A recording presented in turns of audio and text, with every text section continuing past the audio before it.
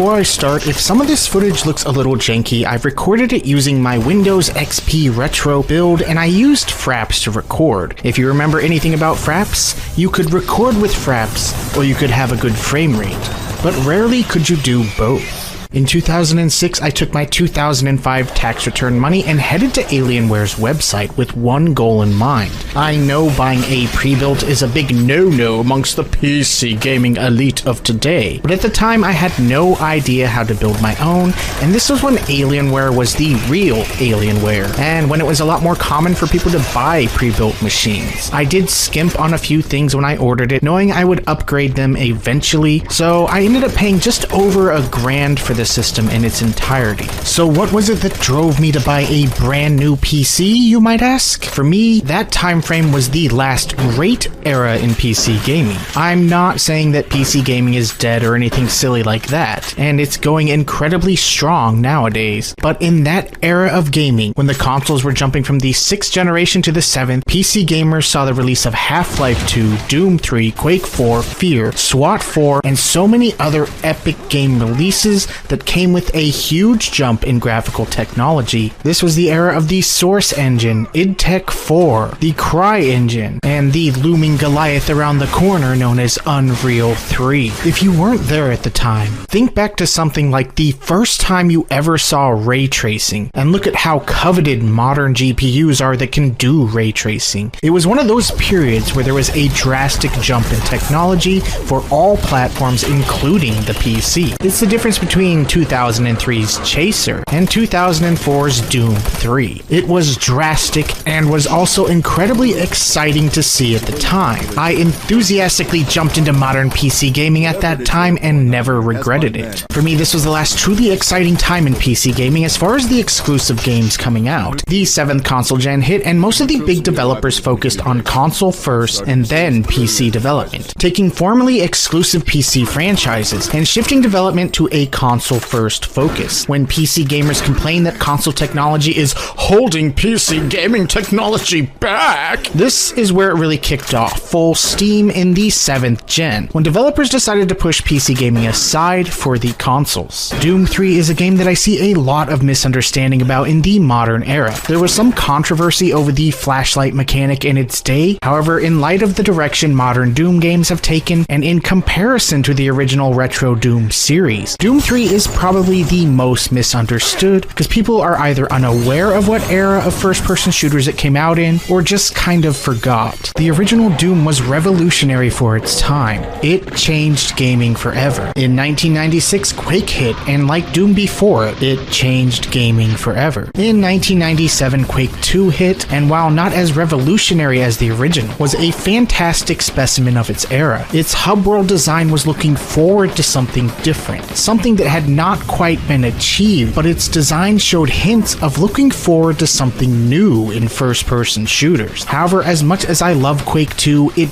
did not quite achieve it, but it was close. In 1998, Epic Mega Games and Digital Extremes released Unreal, which is another top-tier specimen of its era, and was another game that was also hinting at how first-person shooter games could be more than just level-to-level shooting. Unreal was a little closer to it than Quake 2 in its designs. The end of 1998 came, though, and what both Quake 2 and Unreal were hinting at but didn't quite achieve happened, and first-person shooters were forever changed. I'm obviously talking about Shogo, of course. Okay, I'm joking, but here's what really happened that forever changed first-person shooters. Good morning, and welcome to the Black Mesa Transit System. This automated train is provided for the security and convenience of the Black Mesa Research Facility personnel.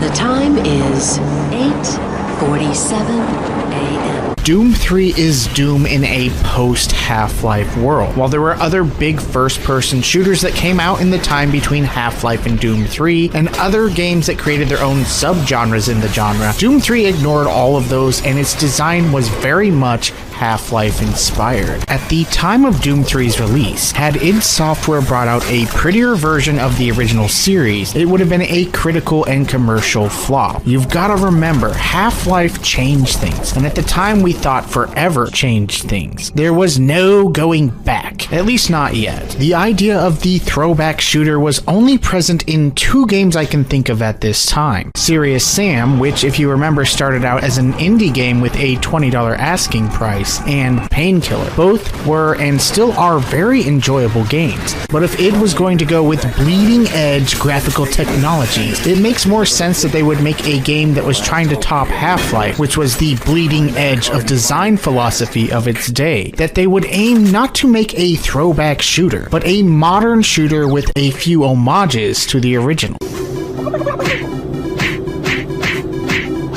It's sort of like the jump from 2D games to 3D games, where the challenge was taking Doom and translating it into the new, and at the time, revolutionary style of the day. Half-Life was a big deal, and to take Doom strictly back to its roots would have been seen as a giant leap backwards, while id was always that company that was trying to leap forward and set new standards in design and technology. The end result is Doom 3 and Resurrection of Evil stand by themselves as the most uniquely their own Doom games, standing in that time period between Half-Life and when Call of Duty would come in and become the new thing everyone had to copy ad nauseum. In fact, this whole era of first-person shooter games still has such a unique flavor, because coming out of the 7th console generation, FPS games had changed so much with the new style that there haven't been a lot of shooters like the ones from this era since, outside of sequels that is. Games like Doom 3, Half-Life 2, Fear, Crysis, Far Cry, the original Prey,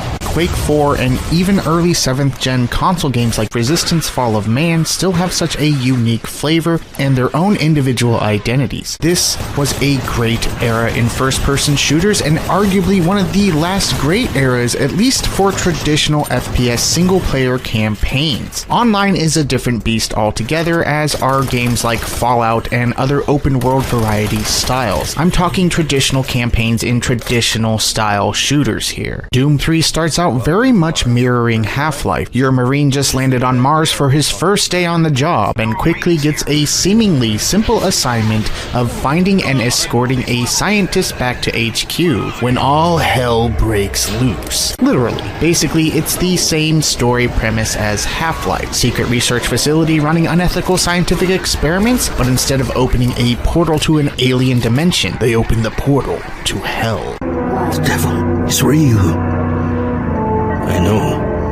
I built his cage. From the story premise to the levels and story designs to NPCs that help you along the way to the health system and even portions of the game that directly copy Half-Life, Doom 3 was mostly inspired by the exploits of Mr. Gordon Freeman, or as I said, this is Doom in the Half-Life era. However, aside from borrowing design elements, id put their own spin on the formula. The gunplay and atmosphere were completely different for one. Doom 3 went for a horror atmosphere and nailed it. Not only are the monsters, most of whom get an epic intro in the game, detailed in horrific ways, using all the technology of the day to give them some truly disturbing looking details, but id Tech 4's dynamic per pixel lighting system capabilities are on full display, taking them and making them an actual gameplay mechanic through the use of the flashlight. Using the flashlight in the game becomes just as much an integral gameplay mechanic as the in-your-face gunplay. Now, was the flashlight just a gimmick to show off the lighting capabilities of the engine? Yeah, probably, but having to choose between holding the flashlight or holding your firearm added to the incredibly tense horror atmosphere of the game. I know this mechanic divided fans of the game, but I love it. The duct tape mod and BFG edition just don't feel right for the pacing and horror atmosphere of the game. I like BFG edition due to the fact that it has a ton of content and still has a good version of Doom 3. However, I really wish they would have just given players the option to play it in either mode instead of ruining the experience by automatically forcing the change upon players.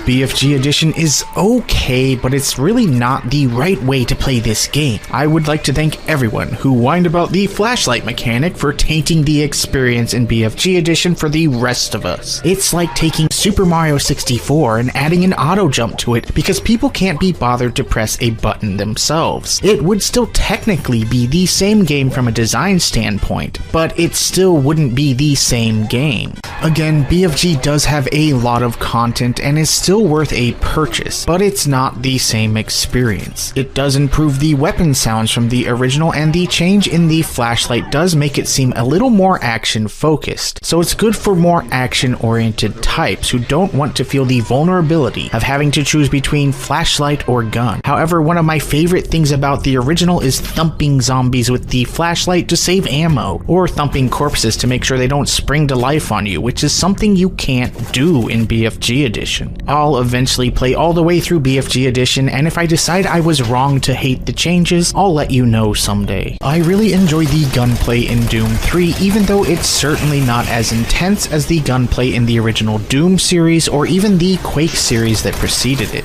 It has its own slower but still methodical pace to it. They finally added ammo magazines and reloading your weapons, which adds to the more methodical pace. I know, who reloads in Doom? This was also a standard feature of first-person shooter games of its era. The game eases you into the action. It doesn't throw nearly as many enemies your way as retro Doom, but since the engine was chunky and cutting edge, this was obviously to save system resources. The slain enemies also disappear into thin air, which deprives players of going back and admiring the carnage they have carved in their path throughout the course of each level. This no doubt was also to save resources and not chug down the chunky game engine more. Near the end of the game, it does throw a gauntlet of enemies your way, feeling a lot more like retro Doom. There is a buildup of story and arsenal before things get too crazy, however. I'm also a fan of how they decided to go about monster placement. Sometimes they come out of nowhere, other times the developers just make them warp through portals, and monster closets still exist in Doom 3. I can understand that it can seem pretty cheap constantly having monsters warp in and shoot you from behind, but it really does add to the uneasy feeling where you rarely feel safe in the game, because you never know when another enemy will just pop in. Sometimes you can predict it, but other times you make the wrong prediction only to be surprised by a monster popping out of the place you didn't expect. Between the dark areas, unnerving atmosphere thanks to the gruesome visuals and excellent sound design mixed with the constant harassment by enemies that come seemingly out of nowhere, Doom 3 gets incredibly intense. If you've ever had someone knock on your door while you're playing this game, you know just how intense this game can pull you in, because I jumped out of my chair. Combine these solid gunplay, Half-Life inspired level designs where the game takes you on a journey, and the unnerving atmosphere, and you have one of my favorite shooters of that legendary era of PC shooters. There are also several boss fights throughout the game. Some of these are just simple slugfests where you just shoot the boss until it dies, and others have specific things you have to do in order to harm the boss. I like these boss fights, but then again, it depends on how much you like boss fights where you have to do specific gimmicks in order to hurt them. If you're not a fan of that style, you probably won't like the boss fights as much as I do. On top of the previously mentioned gameplay and design features, id also gave the game probably the coolest UI systems in any first-person shooter ever. Instead of just pressing a button to activate something on the computer, your crosshair becomes a mouse, allowing you to click individual items on the computer screen, which adds a really cool level of interactivity that I haven't seen duplicated much since. Another cool addition that adds to the experience is the way your Marine collects new PDAs throughout the game. These PDAs belong to various staff members of the Mars facility, and not only do they open doors, but they contain various audio logs and emails you can listen to or read to find codes to supply cabinets or doors. They are also there if you want to delve deeper into the story and lore of the game. There even used to be a website mentioned in the emails of the game called MartianBuddy.com that at one time was a legitimate website that id Software set up, which contained a secret cabinet code to use in the game. I always found that to be a really cool fourth wall break touch. Unfortunately, the actual URL takes you to Bethesda.net now, but you can still find it with the Wayback Machine. I don't fully remember how long the game is, as I haven't played all the way through it since I captured this footage almost 2 years ago. I had to look up full long plays on YouTube, and it looks to be anywhere between 6 to 10 hours for the single player. By today's standards, that's a pretty lengthy single player mode. At the time, it would have been around average length, give or take, for first person shooters. It will definitely take you longer on your first time through or first time in a while. As much as I love the single player mode, I think I've only ever played this game online once or twice. It's kind of like my issue with the original Quake, where I'm weary to jump into a game I know I'm going to get completely murdered at. I can jump into Quake 2 with quite a bit of confidence, but the original Quake and Quake 3, not so much. I am the same way with Doom 3's Deathmatch. Plus, the first time I ever played it online, I didn't know you had to hit F1 to ready up for the match, so the other players yelled at me. Or, well, texted aggressively at me, that is. However, if you're not as cautious as I am and don't mind getting destroyed online until you learn the game, there are still a few servers for this game up to this day, and people still play it online sometimes. You won't find a ton of people online, but that's the beauty of old PC games. There always seems to be people playing online, even decades after the release. Graphically, for its time, this game was completely mind-blowing, and the lighting effects were out of this world. I had never experienced anything like this before. This was the game that people would use to benchmark their rig. Your rig was only as good as it could play Doom 3. I still think id Tech 4 is a beautiful engine, and it has such a unique look about it without knowing for sure. When I was playing Prey on the Xbox 360 later, I could tell it was the Doom 3 engine I was using, and not just because the same cool UI was in use. It was also exciting to see how id Software was going to update classic Doom enemies in the new engine. The enemies were both familiar and yet incredibly different. Familiar in look and actions,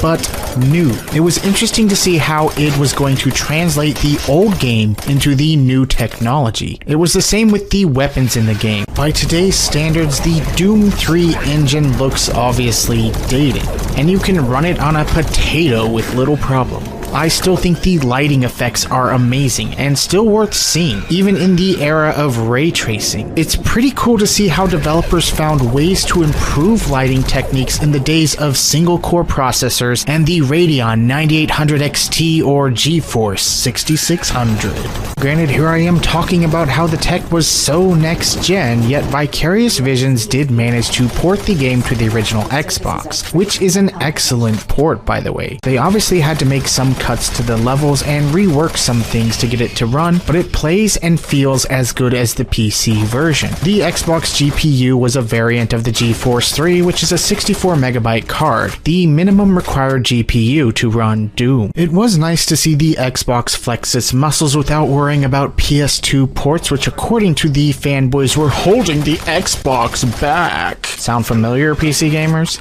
Doom 3 with Far Cry, both of which have unskippable cutscenes to hide an incredibly long loading boot sequence, combined with Butcher Bay, are for my money the 3 best looking original Xbox games. Halo 2, not in the same tier. That being said, does anyone else remember the joke people used to repeat on forums? What do you get when you take the word graphics out of an Xbox fanboy's vocabulary?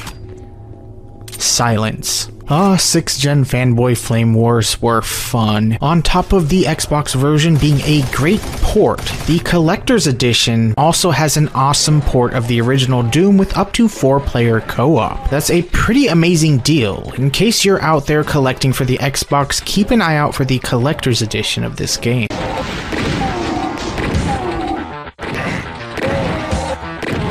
And back to the PC version. Well, the controls, nothing to report. It's keyboard and mouse. Need you anything else? The only thing to get used to is the flashlight mechanic, assuming you aren't one of those weenies who needs a duct tape mod. Also a bit different for shooters of this era is there is a sprint button in the game. Sure, Retro Doom had one, but the always run option took over in early 3D shooters. Doom 3's sprint is handled a lot more like modern first-person shooter games, where there's a sprint meter at the bottom of the screen, so you have to use it more sparingly.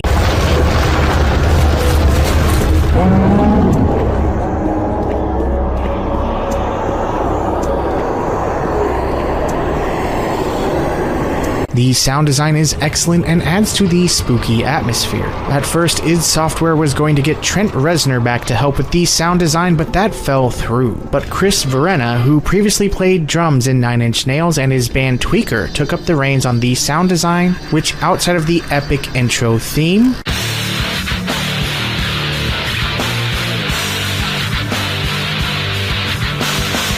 features only ambient and spooky sounds in the background, adding to the atmosphere. I do agree that weapon sounds in the game are a bit paltry depending on the weapon, but the rest of the sound design is excellent and helps pull you through the game. The bottom line. Well, I think I've seen recently that people are finally coming around to Doom 3, but in light of the new Doom series, I find that a lot of people look back wondering why this game is how it is. As I stated, this is Doom in the Half-Life era of gaming, and it has the same style and design of its contemporaries at the time. Honestly, I love this game and the vanilla version with the flashlight mechanic and all. I hope nostalgia will eventually come back around to this amazing era in PC first-person shooters. The current crop of throwback shooters are pretty cool, don't get me wrong, but I think oversaturation and fatigue is starting to set in the 90s throwbacks. While not as fast and furious as the Quakes or the Duke 3Ds, the post-Half-Life era of shooters was amazing in its own right. Games that slowed it down over the twitch elements of their 90s brethren, but made up for it with more thoughtful designs that took the player on a journey from start to finish. The more story-focused, more scripted, but not as heavily scripted as the incredible linearity of modern first-person shooters today, shooters that push the player through a larger story overall. If you are too young to remember this era, just go back and play some of these games just to see how different their style stands out even now. You may find yourself becoming as big a fan of this era of shooters as I have always been.